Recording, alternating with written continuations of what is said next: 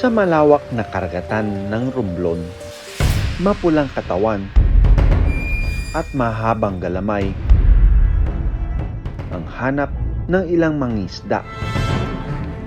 Pero hindi ito basta-basta. Dahil ang kanilang huhulihin nakatira sa bahagi ng dagat na mahigit 300 metro ang lalim.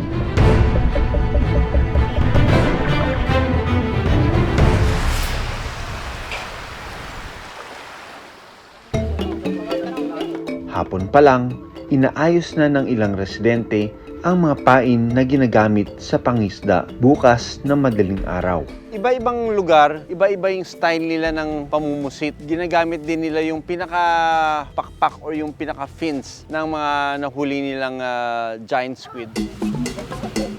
Mas maganda ang giant squid. May dawi ka lang na 4 na piraso. Maganda na sa loob mo. Right, hintayin lang natin siya mag-gear up and then we're ready to go.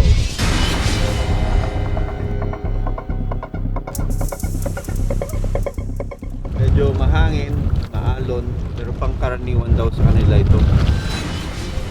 Kailangan nilang salubungin yung alon. Hindi pwedeng pabagal-bagal dahil pwede kaming matip over. Habang sumisikat ang araw, medyo kumakalma na rin yung karagatan.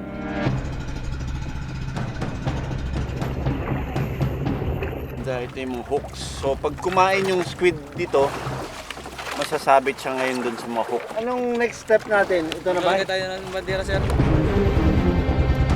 May mga banderang ginagamit nila, no? Hindi pa pala sila tapos.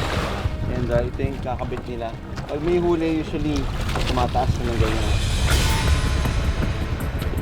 So, nung natapos na yung paglalagay ng bandera, no? Sumenyas yung bangka nila, Kuya Reynaldo.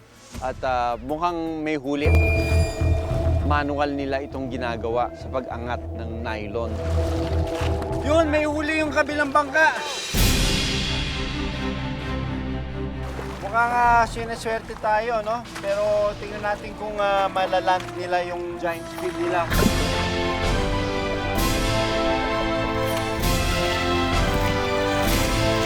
Yung napakatingkad na red-orange or parang fire-orange yung kulay niya. Sabay puswit ng tubig. Yung pag-eject ng fluids or tubig ay isang pamamaraan niya para tumakas. Pero wala na siya magagawa dahil na-hook na yung kanyang likuran.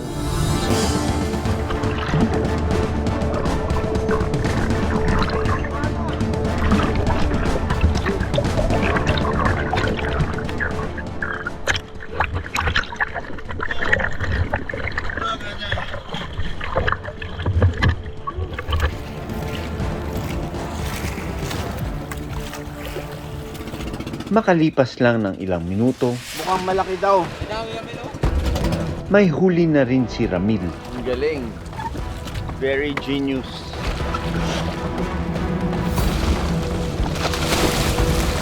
Nakita ko na parang ang liit, parang yung pusit. Pero habang papalapit ng papalapit siya, lumalaki, mas lalong nagiging matingkad yung kulay niya. At yung kanyang tentacles, bumubuka na gano'n dahil sa bilis ng hatak.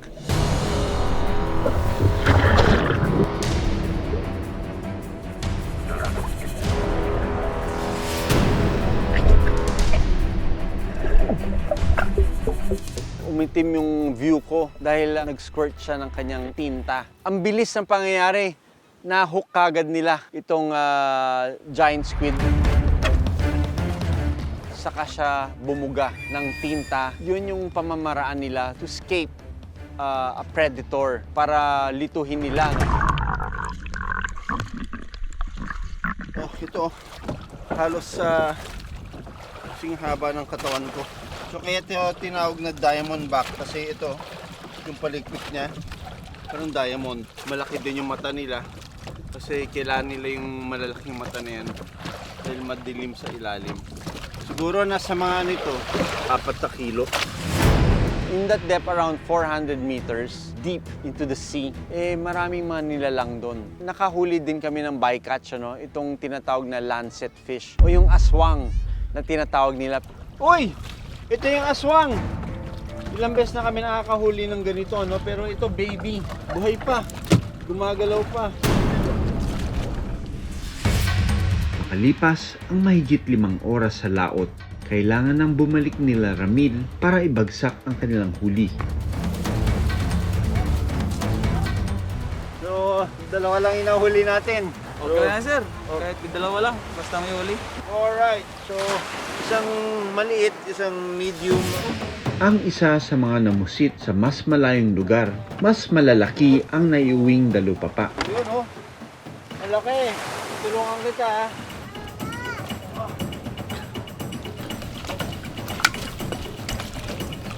Si Mang Reynaldo ang buyer ng mga dalupapa sa lugar na ito. Isa rin siya sa mga lumalaot para manghuli nito.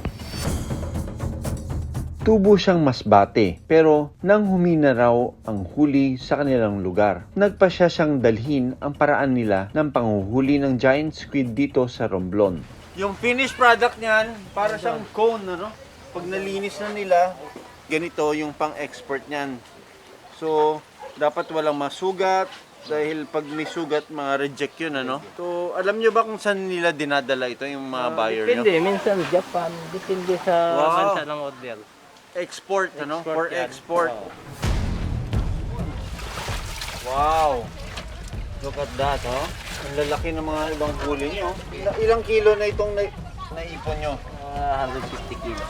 150 kilo. So, worth magkano na itong styro na ito? 30,000. 30,000. Pero magkano ang naging puhunan nyo para makaabot ng 30,000? Pag Pag mga inipon-ipon? 20 ang puno ng mga 20,000. Kasi Mas hindi malaki naman pa lang, kasi ano? ako nag-ano ng malaki eh. Kasi kawawa naman kasi yung ano. Din. Laking pangihinayan ko nang makita ko ang buntot ng pating. Buntot ito ng treasure shark, isang uri ng pating na endangered o nanganganib ng maubos. So, ano ito? Pag sabit sa inyo, inangat nyo na. Dito sa buntot sir, naman yan. Ano, yan ay. Diyan, hindi niya na pinakawalan. Hindi na yan. Sayang, ano? Gano'ng kalaki ito? Isang di pa lang ang katawan. Pero ang haba Ang nito. haba ng buntot. So, malimit ba kayo makakuha ng ganito dyan sa ano? Bihira na sir. Sana, Ramil, pag nakakita kayo sa buntot lang, pakawalan nyo na lang. Sige po. Mabait na pating ito eh. Bago pa lang ang paraan ng pangisda nila Ramil at Reynaldo dito sa Romblon. Talagang napansin ng mga local fishers natin na mas konti na yung nahuhuli nila at saka medyo malilit. Ang isa po sa mga dahilan na sinasabi nila is nag-migrate na yung mga squid. So dapat po talaga pag-aralan natin yung reproductive biology, yung distribution niya po within the Tablas Strait para po at least makita natin kung saan talaga sila nagmamigrate. Kasi po in that case, it will be our basis, scientifically, scientific basis, na pwede po tayo mag-propose ng policy for us to conserve and protect the species itself. Tulad nila Ramil at Reynaldo na nagbabakasakali sa ibang lugar para maghanap buhay. Migratory o palipat-lipat din ang mga dalupapa para mahanap ng pagkain. Sana matagal at makapagparami sila ng husto rito. Nang hindi dumating ang panahon na mawala sila pati dito sa karagatan ng Romblon. Wow! What a beauty!